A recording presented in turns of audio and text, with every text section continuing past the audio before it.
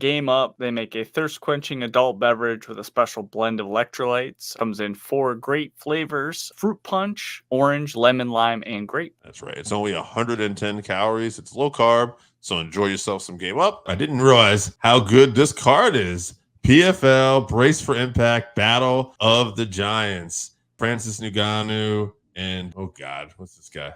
Renan Ferreira. Yeah, Henin. Renan Ferreira. Thank you. Yeah. I just know him as the very big man, and he also knocked out Ryan Bader. It was in the PFL versus Bellator matchups. But this is actually we're going to preview like 3 of the fights because this is actually a pretty good card here. The top 3 fights, anyway. Besides the top 3 fights, are there anything else you want to push in here? No, there are a couple other guys on there. AJ McKee, Rafian Stotts. They're on there, so they're fighting some guys. They're exciting fighters. So this pay-per-view is $49.99, so much better price than the UFC for sure. I know the UFC, the PFL has done a pay-per-view before, and they based it on Kayla Harrison being the draw. Guarantee Francis is much more of a draw. Mm-hmm. So I expect it'll do a bit better, but still, I don't know, much less than the UFC, obviously. But sure. Let's just talk about the top few fights. So Johnny Eblen versus Fabian Edwards. Fabian Edwards is Leon Edwards'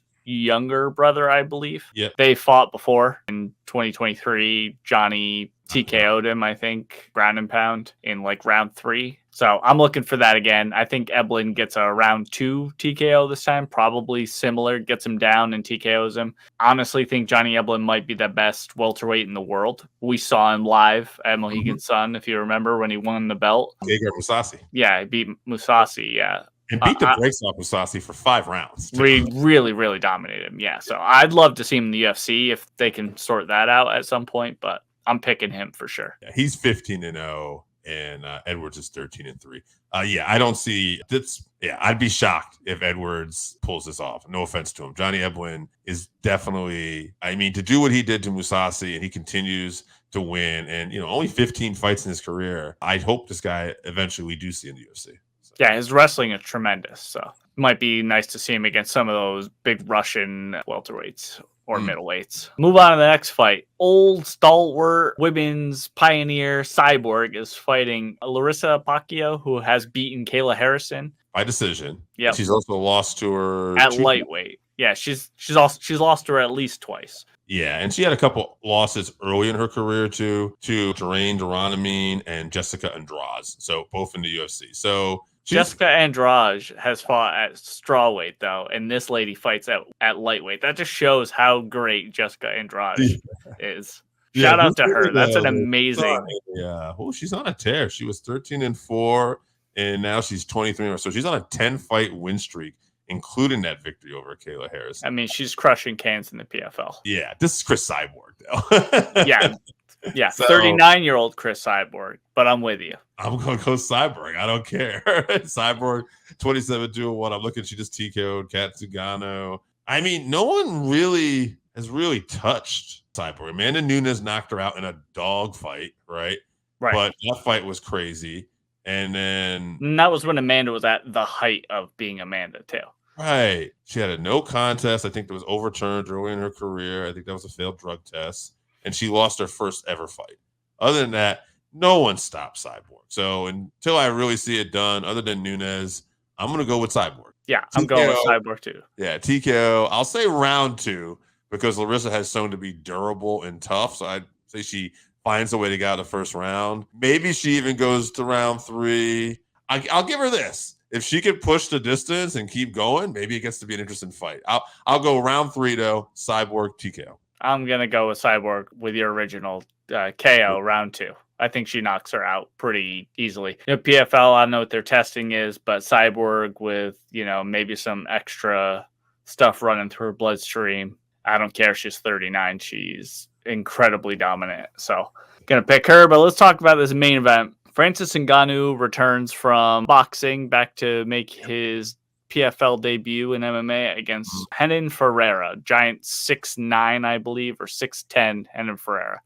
Renan Ferreira is 13-3-3. His last win was a TKO demolish over Bader, who was the Bellator heavyweight champion. Yeah, he's got a few losses in his career. He's even been stopped before, but it looks like he's constantly improving, putting it together. But here's the deal. Francis Ngannou left with the UFC heavyweight title. All right. We saw how many times he's demolished people in the UFC. He had a hell of a boxing fight with Tyson Fury. It was way better than anyone expected. Like, there was arguable that he could have won the fight. It was super close. None of us saw that coming. He knocked him down. Then he got knocked out by Anthony Joshua. So what happened there? Did Tyson Fury take him lightly? Was it a combination? Styles? And because Anthony Joshua obviously hasn't been setting the boxing world on fire lately. He's still one of the best, but when it comes times to fight for either the world title or a version of it or close to it, he seems to lose. So that's boxing, right? And I guess my concern is here. I'm going to pick Francis because until I see Francis